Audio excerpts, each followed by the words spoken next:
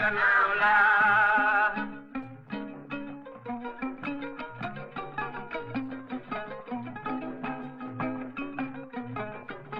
waaw tey Diallo Diallo yaay maxtaar tey Diallo looy sa gannaaw la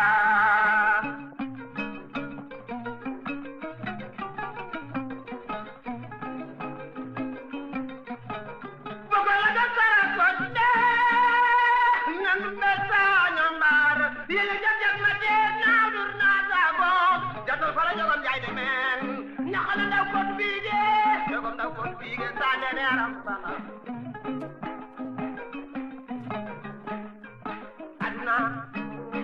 bu ko fekke war cee def lu baax ngir dem daan looy sa gannaaw la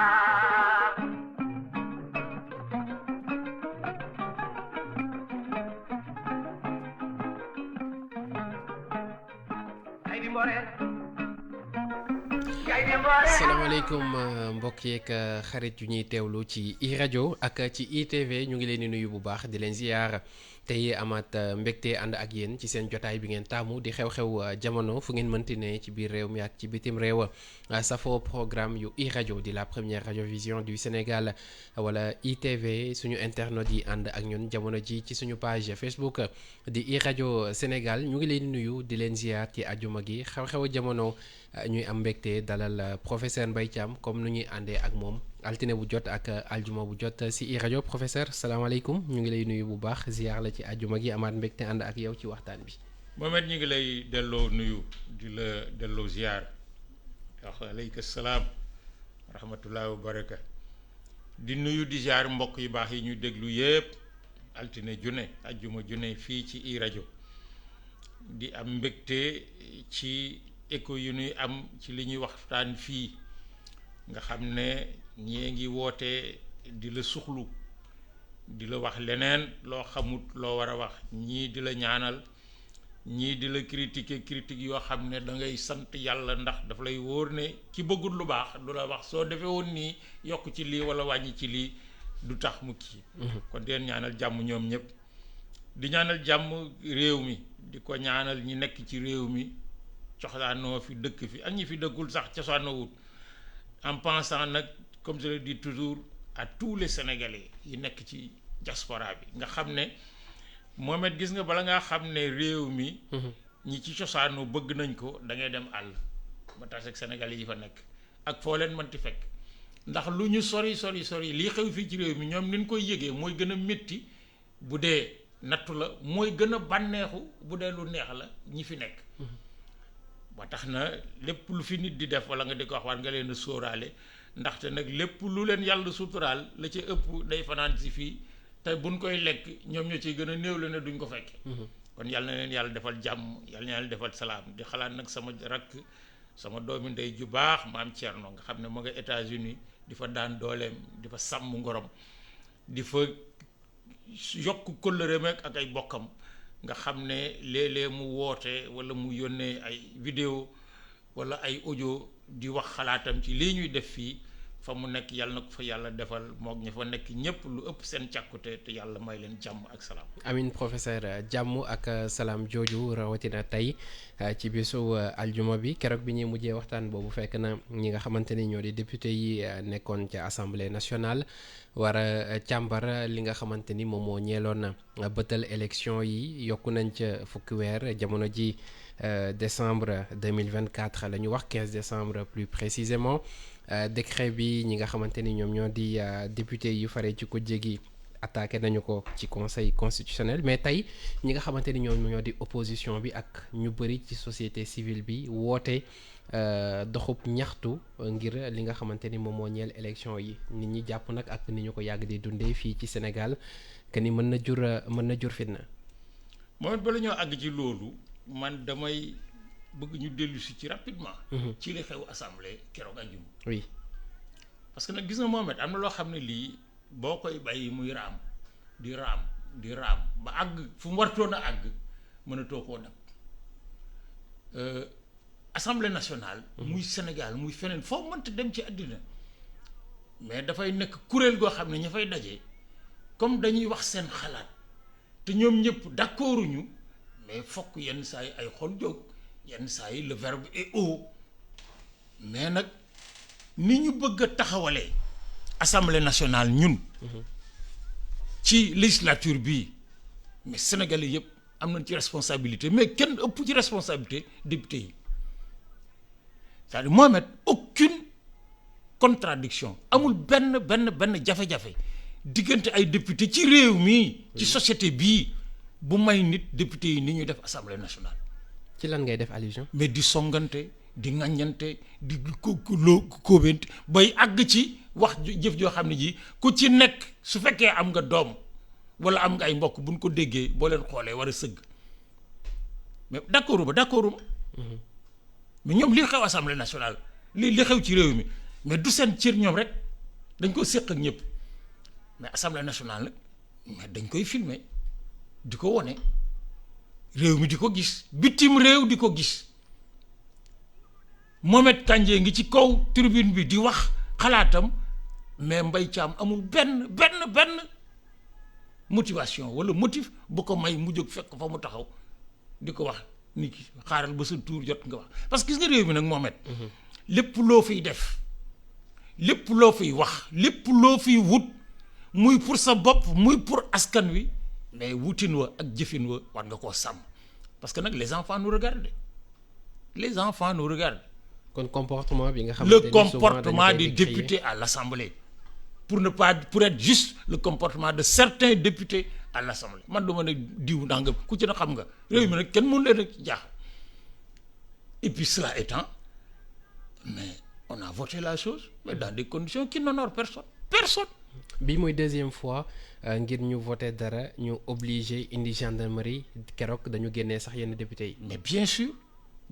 et ça veut dire quoi ça veut dire que li taxoon ñu di ko def jaru ko niñ ko defee ñoom ñi ko def jaru ko parce que nag man taq naa ci de. man déjà ma part de responsabilité honnêtement fi ma toog ci sama kër di leen seetaan j'ai eu ma part de responsabilité parce que nag c'est les députés de la République même si certains nag ne savent même pas pourquoi ils sont là. Or les députés de la République nag c'est la représentation nationale addina bi yëpp mais nii lañu ñoo xoolee.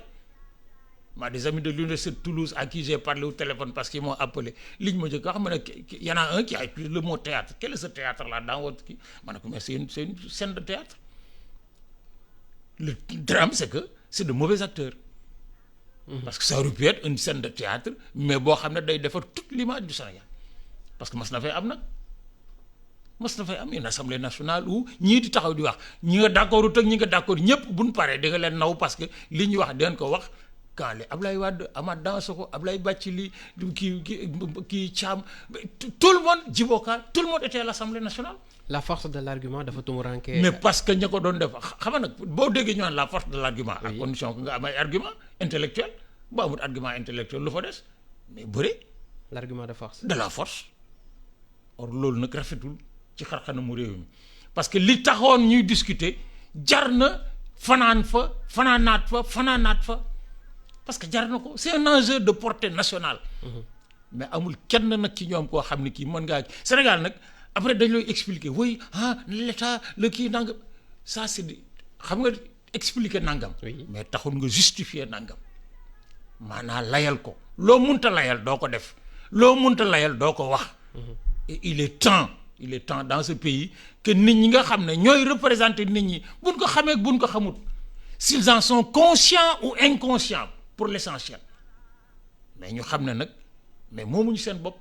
ku moomut sa bopp nag mais li nga moom ci sa bopp muy lu tuuti boo ko jëlee la ci des da nga ko fay bàyyi ngir ñu ngi ko seqal. alors ce qui est fait kàddu yi nga xamante ni président de la république yëkkati woon na ko samedi bi muy jàkkaarloo ak askan wi député yi jëmmal ko ci keroog vote bi nga xamante ni amal nañu ko élection yi dàq nañu ko ba 15 décembre 2024. waaw élection yi dàq nañ ko. biñ ko dàqee dañoo taxawal commission d'enquête. oui pour layal li tax ñu dàq ko commission d'enquête bi biñ dàq élection yi ba tey dégg nga leen. nee nañ am nañ 6 mois ngir enquêter. waaw léegi buñ enquêté ba 6 mois yi jot ñu dellu si ñëw nañu ñun kat dañoo njortoon rek mais leen njortoon nekkut léegi ñoom luy seen diggante ak askan wi lu seen diggante ak askan xam nga nag enquête moom mais ki ko war a enquête su fekkee ne yoon may ko mu enquête day enquête mais enquête nag ak njort lu ñaaw ak am preuve mais du benn mais dans tous les cas de figure li ñu bëggoon moom am nañ ko mooy dàq élection yi mais dàq élection yi nag man sama baatu démb mooy sama baatu tey parce que nag kenn taxul mooy wax lu du sama aqulaayi taala élection yi kenn waru ko woon a dàq y a aucune justification maintenant nag lañ doon mbubboo nag pour dàq ko nag moo taxaw tey les prémices d'une crise sociale sont là. kon crise a ngi soog a am. toutes les prémices àggaguñ ci. eggaguñ ci ak gaa yaa ngi léewtoo ñi ngi léewtoo mais les prémices maanaam li nga xam ne suñ ci gaawut a teg solution boo xam ne du doon solution wu politicien dafay nekk une solution nationale boo xam ne askan wi ñoo ko moom. buñ ci gaawut mais toutes les conditions sont réunies pour que nag ñu dawal goo xam ne gi lu ne mën na koo jur gis nga li ma doon wax le temps des incertitudes. élection des incertitudes. élection amut mais la mu waroon a jur en incertitude nag mi ngi door a juddu parce que nag opposition bi jóg nañ.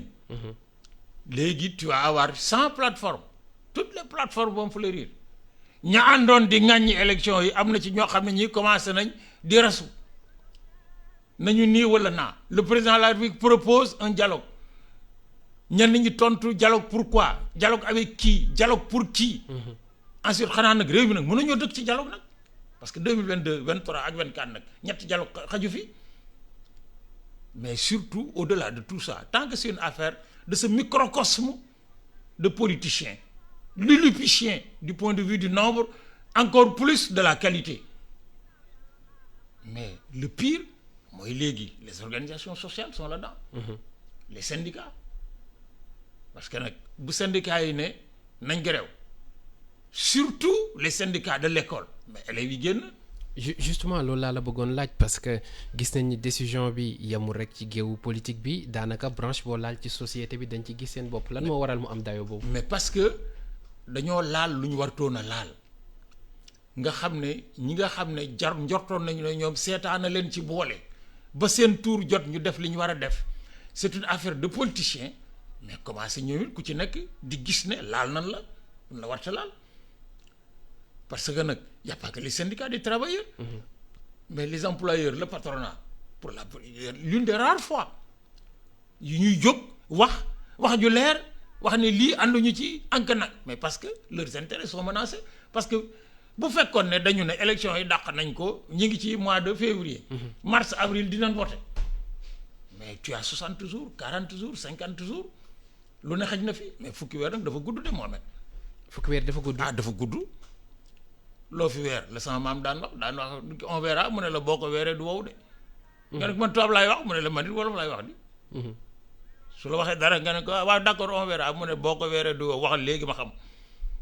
fukki weer dafa gudd. or est-ce qu'on a les moyens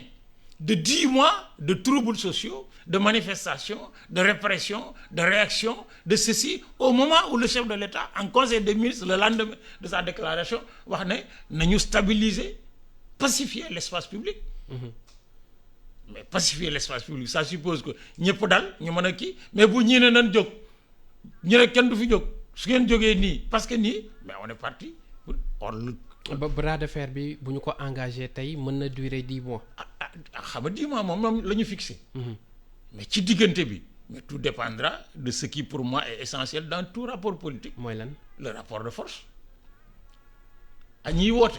bu fekkee ne imposer nañ gouvernement bi un rapport de force pour organiser les élections dans les meilleurs délais encore que 25 février gi nga xam ne man moom laa jàpp ne ci lañ ko waroon organiser moom ku taxaw fii naan nañ ko organiser nag c'est prendre les gens pour ce qu'ils ne sont pas. ah c'est plus possible. mais matériellement moi je parle pas de principe les principes fii laa toog ne la seule solution acceptable moralement juridiquement intellectuellement politiquement c'est organiser les élections ci date bi ñu ko jàppoon ñi warta bokk du ñu bokk Karim Wade il faut l'éliminer si on saute des élections dans ce pays en prétextant parce que moi je suis convaincu que c'est un prétexte en prétextant l'élimination de Karim Wade c'est parce que xamuñu ñun ñooy ñan. ça veut dire. mais ça veut dire que Karim Wade jarul ñu renvoyer des élections sama baat ca kaw jarut ñuy renvoyer des élections pour avoir été éliminé parce que li ko dal moo ko teg boppam point barre lépp lu ñu wax lu du moo ko teg boppam mais c'est prendre les gens pour ce qu'ils ne sont pas damaa bëgg nekk président de la République constitution bi ma bëgg a mu yiir ma dañ cee wax ne kenn du am ñaari nationalité man am naa ñaari nationalité mais xanaa du ne mais 2023 la bëgg a nekk président de la République parce que on nous annonce son retour depuis 2019 ba mu demee ba tey mais bu ci jógoon mu sotti defu ko. beneen motif bi nag muy Rose Wardini bi nga xamante mais ne jàll na Rose moom c'est le mauvais prétexte. c'est le mauvais prétexte. c'est le mauvais prétexte c'est-à-dire xam nga nag lu mu teeti dëkk bu ñuy tame nag. mais kenn du fa sàq mi yax yi liir ci mbedd mi. Karim c'est pour jeter un peu de sel rek dans la marmite. Mais le cas Karim suffisait largement à avancer sauf que ñoom ci seen bopp ñu koy wax un agent qui mais on n'est pas allé jusqu'au fond mais dans tous les cas de figure Mohamed xam nga tey bu fekkoon ñu nekk ndey dans une perspective d'élection le 25 duñ fa rekk naan bu àjjuma sol leen lu weex après gàccoo nu mu teeti kii xanaa nit ñi julli wuñu nag faut respecter les gens aussi. On peut appeler à la manifestation c'est un droit dans ce pays mais il faut pas se mêler de la conscience des gens l'État la politique mais c'est pas les partis et les gouvernements dans la salle à manger des citoyens comme disait Alain Peyrefitte encore moins dans leur conscience bu ngeen di julli ci àjjuma sol leen lu weex pour ngeen jël drapeau gàccoo xanaa julli ñu woon kon kay na ku ne toog si kër woote leen nag c'est un droit ça y a pas le débat mais tey ci tey on a 10 mois yoo xam ne man li ma ci njort moo di entre la société dite civile les partis les regroupements les mouvements les ceci les candidats spoliés ou non les qui tout le monde va se mouvoir le temps est long et on commence surtout à être isolé sur le plan international. foofu mu lañ doon ñëw gis nañu réaction en chaîne bi nga xamante ni am na ca bitim réew ton yu ferme Sénégal dem ba nga xamante ni tey buñ ko waxee buñ ko waxul nii bitim réew di gisee dëkk yi nga xamante ni coup d'état dafa am daanaka noonu la ñu waxee ak ñun ci ton bi. mais parce que nag ñoo ko teg suñu bopp. ñoo may suñu bopp kii coow loo xam ne lii suñu maturité en tant que société suñu maturité. En tant que processus politique waxuma ci de maintenant de toujours à maintenant mais mënoon tax ñu bañ cee àgg la deuxième chose moo di le contexte international fi mu toll. d'ouverture large de communication intégrale et de tension géopolitique mais fait que un pays comme le Sénégal qui n'est pas n'importe quel pion dañoo nekk ci damier bi fii en Afrique de l'Ouest Sénégal dam la li ñuy wax dam. xam nga pion bu ñu teg pion. wuute na ak pion bi nga xam ne moom kott ànd ci ku dégg damier c'est un élément essentiel du dispositif géopolitique dans notre région mais dañuy njëkkantu ni njëkkantu gi mooy lan un pays comme la France day mbubboo Union européenne ñu mbubboo États-Unis ñu mbubboo ceci ñu naan Sénégal sauf que contrairement à ce que les gens disent moi j'ai écouté et lu tous les communiqués. C'est vrai que on est condamné ça il faut pas se faire de truc. Mais les gens tiennent la corde bàyyi mu yolom di seet fu ñu jëm mais parce que on est un pays on n'est pas n'importe quel pays. dañu yaakaar ba léegi ne y a un retournement de situation mais favorable mais à l'exploitation économique. Le poids politique du Sénégal dans l'Union européenne les Nations Unies c'est epsilon. Ce qui intéresse les gens c'est que on est en phase d'exploiter du pétrole du gaz avec des milliards d'investis nga xam ne milliards bu ci dugg ñun fukki dërëm lañ ci am la ca des lépp ay nit ci def seen alal mais bu fi coow juddoo ba mënuñoo jot la ñu egg mais qu'est-ce qu'ils vont dire. kon bu weesoo démocratie ak yi ni mel enjeu économique bi moo ci ëpp solo. Je crois que l'Union européenne était intéressée à la démocratie en Afrique mais elle ne jouerait pas le jeu qui joue avec l'Afrique depuis toujours. Les Nations Unies encore pire. Le seul qui ne joue pas son rôle dans cette affaire c'est l'Union africaine. c'est l'union. Parce que cette question de la gouvernance des États en Afrique, c'est d'abord et avant tout l'affaire de l'Union africaine. Su fekkee ne ñun dañuy séentu. Et là, tous les politiciens ont tort sur cette question. Ceux qui courent derrière les ambassades pour dire on a rencontré l'Union européenne, ils n'ont pas rencontré l'Union européenne. Ces gens-là, c'est les mêmes qui, en aidant, disent dinaa la kii mais kii góor jigéen ñi nag da ngeen leen ciy boole. franc-maçon yi da ngeen leen ciy boole. il faut nga yónnee waat leen ascenseur bi comme ni ñu koy waxee. Mais attends pourquoi est-ce que des ambassadeurs sont affectés au Sénégal et qui sont affichés homosexuels? Pourquoi des chefs d'État comme celui du Canada, Premier ministre, ñëw taxaw fii suñu réew mi suñu télévision yi kii mu naan les homosexuels nu mu téeti ils ont le droit parce que le Sénégal est le dernier verrou. Le dernier verrou. Et le verrou contre là, c'est la religion islamique et chrétienne. C'est l'organisation des confréries. li nga bëgg a wax foofu mooy cette question doit être avant tout une question africaine. Africaine, sénégalaise, nationale, sous-régionale et africaine. L'Union européenne n'a aucune leçon à nous donner. communiqué CEDEAO bi noo ko gisee. CEDEAO nag moom c'est xam nga Mohamed. oui gis nga kilifteef. buñ la ko joxee te joxuñu la firnde yi tax nga assumer kilifteef gi ñan fa teg mënuñoo assumer kilifteef gi waaw dañ laa dugal ci gutta union CEDEAO Union africaine tant que c'est des représentations des États xam nga je pense le plus nécessairement que une fédération des États de l'Afrique de l'Ouest c'est un préalable au développement xam nga si Cheikh Anta dû parler de un État africain fédéral. Oui. Mais entre l'État africain fédéral de Cheikh Anta et les cercles concentriques de Senghor, mais je dis il faudra trouver un rapprochement. Senghor disait les cercles concentriques ñi mën a ànd nañ ànd débat bu ñu taxawee ba dëgër bu ñëpp xawee dëgër ñu joxante loxo. C'était le vrai débat en 1960 bi ñuy créer l'OUA entre la tendance forte de Nyerere et la Tanzanie qui disait unité africaine, un gouvernement, et la tendance portée par Senghor qui disait non, on retourne autour de nos espaces sous-régionaux avant. Mais fii ñu tollu tey mais c'est la faillite des organisations africaines, y compris la CEDEAO. CEDEAO mënul Sénégal. Tu crois que man, Sénégalais, quel que soit ce qui se passe chez nous et que je dénonce man Mbaye Thiam, que je déplore, ay État comme ay Togo war nañu mën a atte une république transformée en monarchie familiale qui ne dit pas son nom,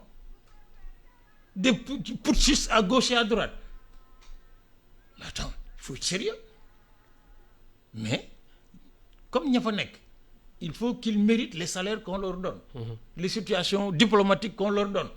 et les prébendes et autres, mais ils vont faire des déclarations. La preuve, il a fallu que la seule voix du Sénégal, le ministre des Affaires étrangères, dise on ne discute pas du Sénégal parce que c'était pas à l'ordre du jour. ñu daal di koy bàyyi. mu tàbbi géej. alors sànq yaa ngi koy wax ni fi ñu toll nii incertitude yi nga doon wax ñu ngi ciy soog a yegg si on a vu dund nañ ay événements mars 2021 dund yeneen juin bi nga xamante ni moom la ñu génn et boobu disons que c'était entre l'État ak un parti boo xamante ni mu ngi fi woon bii c'est une question disons beaucoup plus nationale est-ce que rapport de force bi nga doon wax sànq mënul gën a méttee ci jamono bi. mun na nekk mais man gëwuma ko. lu tax gëmoo ko. mais parce que le mobilisateur et les mobilisables ne sont pas là. c'est-à-dire. gis nga réew bu demee ci yenn situation yi day laaj quelqu'un qui symbolise la réponse, la riposte. C'était en 2021, c'était en 2023, mais Pastef et Ousmane Sonko, mais entre-temps, beaucoup d'eau a coulé sous le pont. Ils sont encore là, mais complètement démunis. soo ko gëmee di nga ci mën a tabax ci kaw loolu leneen comme refaire le rapport de force soo ko gëmut tu persistes dans l'erreur en te autoglorifiant li ñuy wax ci tubaab maanaam kii tout est possible jusqu'au moment où tu découvres que rien n'est possible. Parce que le rapport de force nag il n'est pas communicationnel. Il est physique sur le terrain pour être transformé politiquement dans des rencontres.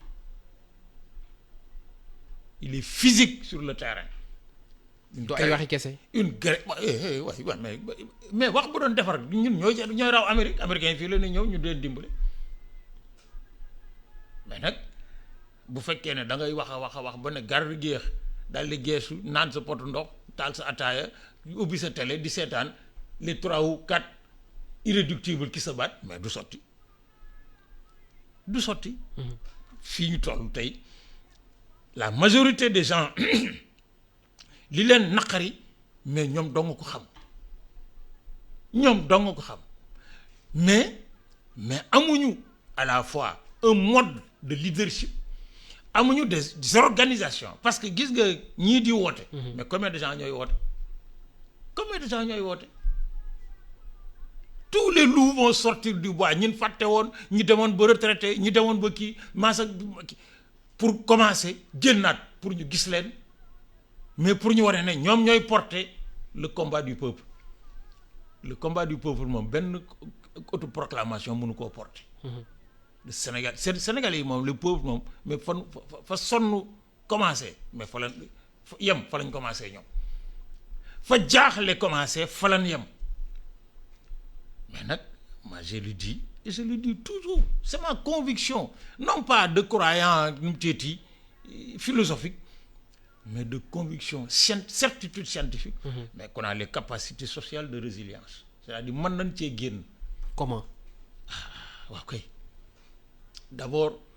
dañuy delloosiwaat réew mi ci raay yi nga xam ne waru ci woon a jógee. muy yan raay. mooy jub ak jubal yemale ak yem mais def ba nga xam ne réew mi mais kenn dootu fi yaakaar ne yaa gën nit ñi yaa moom réew mi yaa moom askan wi lu la neex def lu la neex wax ak foo mën ci bokk soo bokkee ci ñi yore nguur gi waru la soo bokkee ci nekk dans l'opposition waru la nous sommes une société ku ci nekk am loo warloo ak sa bopp ak loo warloo ak askan wi donc il faut loolu nag boo ko bëggee def mais da ngay xam yaay kan ce dialogue auquel on appelle là mais bu fekkee ne c'est un dialogue de politiciens c'est pas la peine lan ngay tuddee un dialogue des mais politiciens. dialogue des partis des mouvements des associations de la société civile autoproclamée ça c'est pas un dialogue faut arrêter réew mii ku fi dialoguer te amuloo l'onction la couverture des forces sociales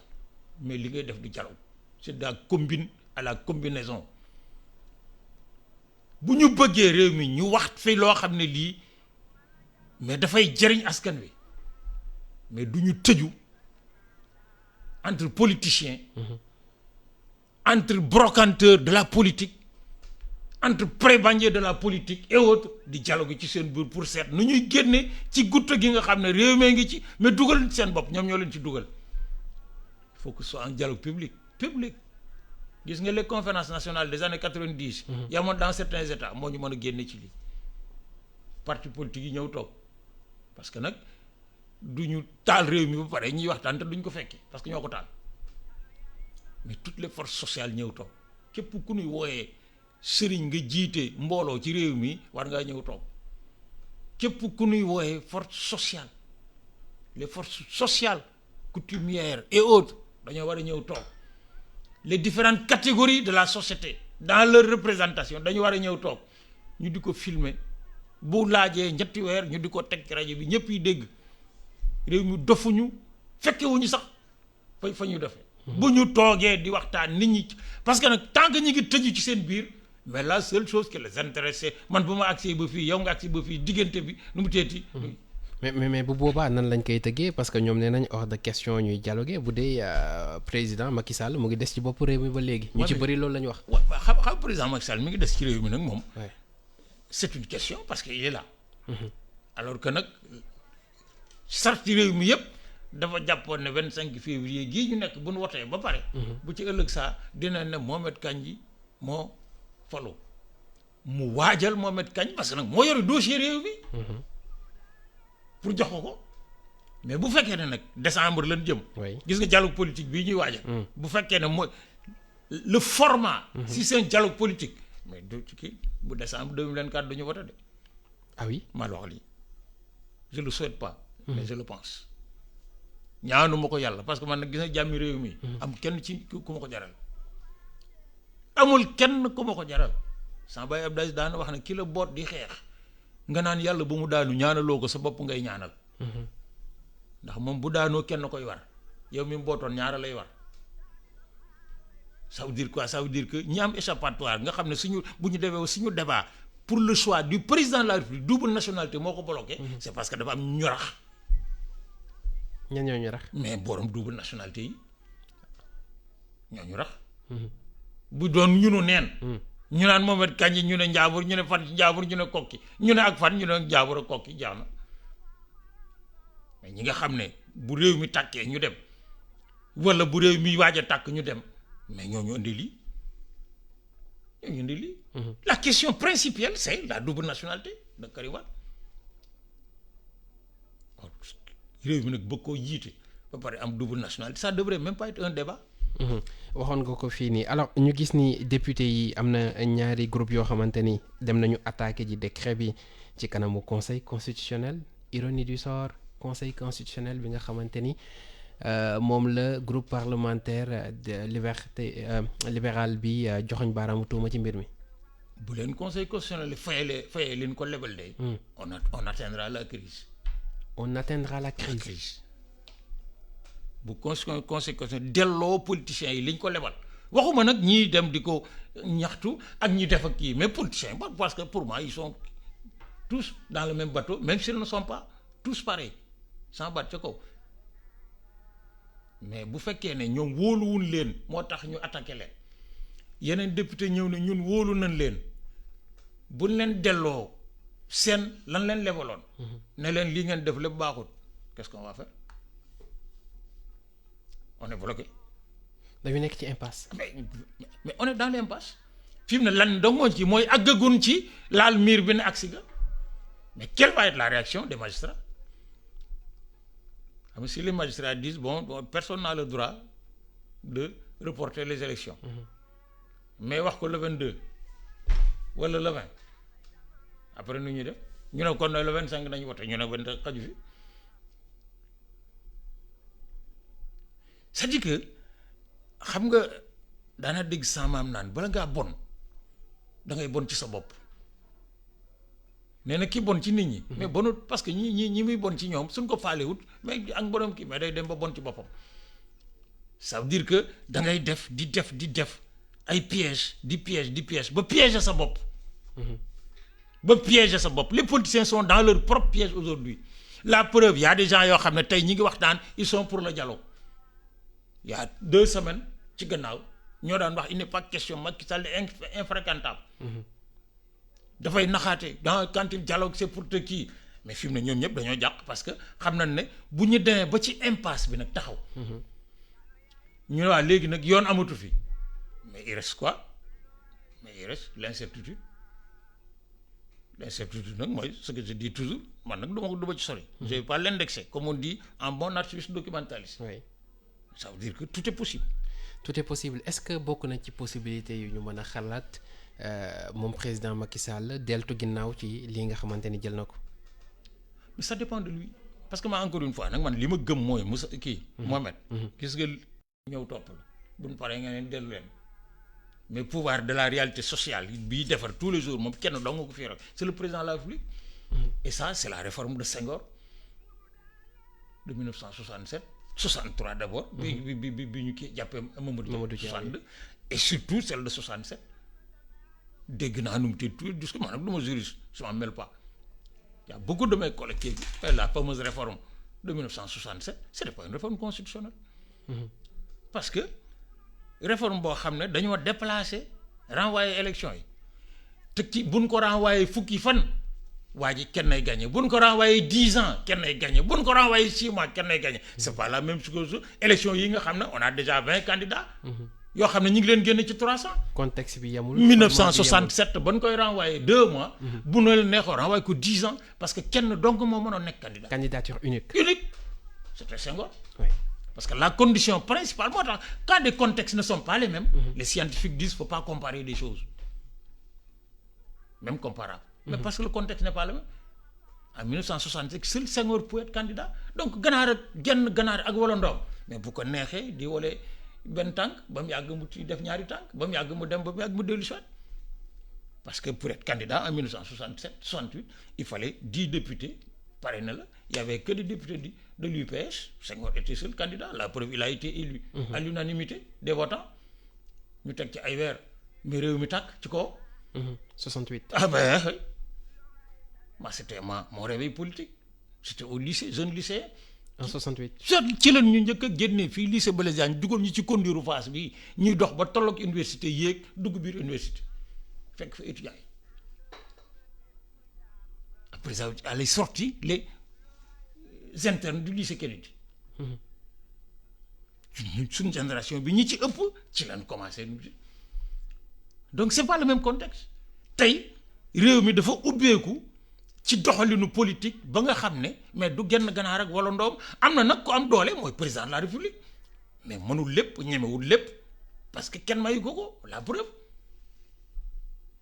on va directement vers le blocage léegi la crise bi commencé nag avant y a eu pas de crise sama baat ca kaw y a jamais eu de crise la seule crise c'est la crise des libéraux la crise des libéraux c'est eux qui se cherchaient à la veille des élections dox ba ci lëndëm gi ñu taxaw xamuñ fu ñu jëm ñu taal seen lamp takkut ñu ne nañu kii jaxase carte gi maintenant nag ça devient une crise une des prémices de crise nationale. leneen loo xamante ni amaan na ci parce que keroog gis nañu ni conseil des ministres ñenn jàpp ni hygiène bi toll na foo xamante ni le président a été obligé réaffirmer waat li nga xamante ni moom moo di confiance am ci candidat am Amadou Ba ñu joxoñ ko ci baaraamu tuuma moom aussi sa loyauté jamono ji ñenn ñi jàpp ni jeu de double la est-ce que gis-gis boobu nga ci am. lu ci mënti am. oui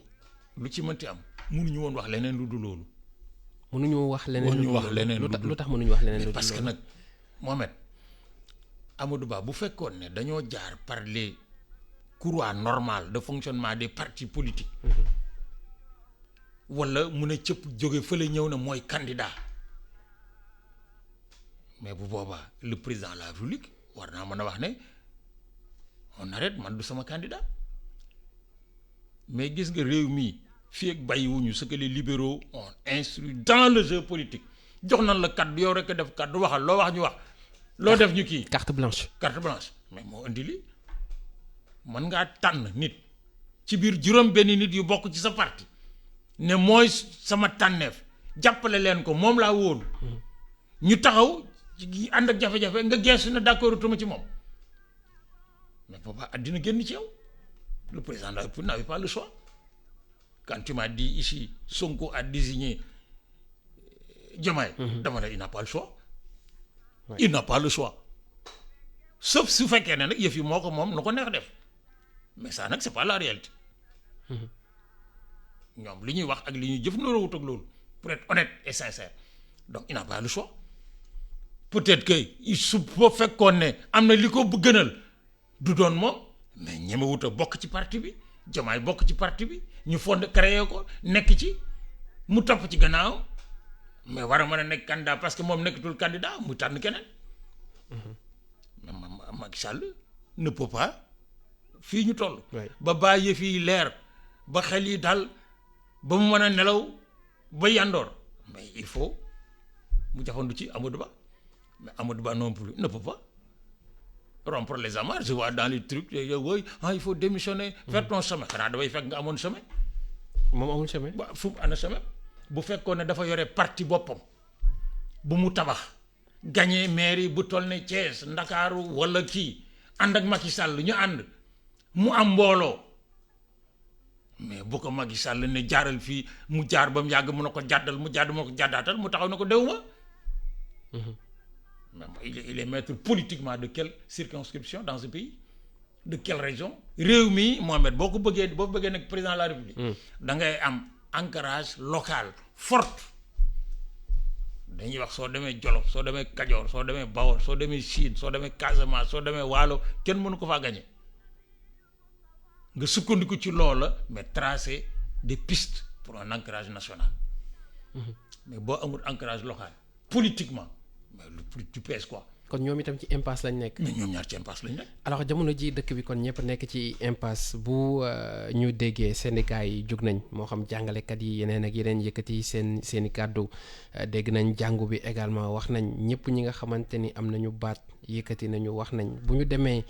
ñu jàpp fi ñu jàpp dara demul dara dikkul lan mooy conséquence bu majeure ci dëkk bi. D'abord la première conséquence mooy une crise sociale ak ay conséquences économiques majeures. ak ni jamono bi méttee déjà ak ni jamono bi méttee déjà parce que nag ñiy liggéeylu weer dee ñu fay bu boobaa gouvernement bi dong nga ciy des di fay ñi ci des ñëpp dañuy tëj parce que jaay perte ak daw daanu nag ku ne mën na ko sans bay daan wax. privé bi ñoo gën a menacé wu. mais le privé tu crois qu'on peut pendant 10 mois vivre de manifestations de contestation nangam man démb j'avais rendez-vous avec des gens à Dakar yoo xam ni de temps en temps ñu ànd liggéey ku ne dem mais dañ na noo bu kenn ñëw parce que Ndakaaru wóorul na ku ne toog sa kër ñuy kii mais loolu mënut a wéy ça peut se faire sur un mois une semaine 2 semaines mais si c'est sur 1 an mais duñ ci sotti mais bu boobaa mais man li taxoon ma gën a yàkkamti élection yi le 25 dama gëmoon ne bu nu votee le 25 mais bu ci ëllëg saa ñu mën a ubbi école yeeg université yi surtout mais léegi buñ ko ubbiwu mais on va vers une deuxième année compliquée pour l'école et l'université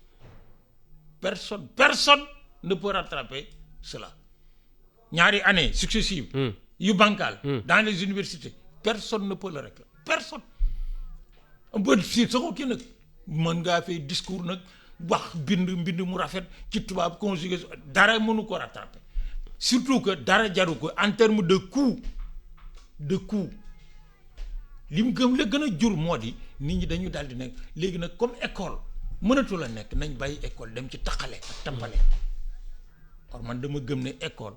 ak jàng am xam-xam dong moo ñu mën a génne ci gutto yi ñu nekk. mu ngi noonu professeur li ñu cëraloon ci waxtu yegg nañu ca fii la ñuy yemandi ci xew-xew jamono amoon mbégte bu baax ànd ci ak professeur Mbaye Thiam sant la bu baax a baax gërëm la jox la rendez-vous semaine prochaine incha allah ci yeneen numéro. Mamadou yàlla nañu yàlla yóbbu ci semaine prochaine buñ ci àggee nag xam naa ne pour ce qui me concerne ça risque d'être une semaine tronquée. oui na moom bu soobee yàlla dinaa fi nekk ci kattanu yàlla bu ko yàlla nag mais nag buñ ci jógee nag. sama kilifa sama waajur sama kii moom woo muy xalifa maam Góor Saane Ñang bu Cheikh Seydi Hadji Malick radio taala anuma ca Ngeet Cheikh Fati samedi bii ñuy séentu ci lay taxawal gàmm gi nga xam ne moo gàmm ak maamu Alaaji Malick ñoo maase keroog ba Maodo njëkkee gàmm Tiwaawan woo mbooloo mi ñu wusi ko ba ñuy tas la wax ne maam Góor Saane boo demee Jolof bu fi xajee ak man bi nekk na nga gàmm mu gàmmoom gi mu maasee gàmm ak Tiwaawan gi nga xam ne Ngeet lañ koy defee waaye nag Tiwaawan a ko yore te nag sama ndey ak sama bay fa lañ juddoo fa lañ bokk dama daan xaar ba samedi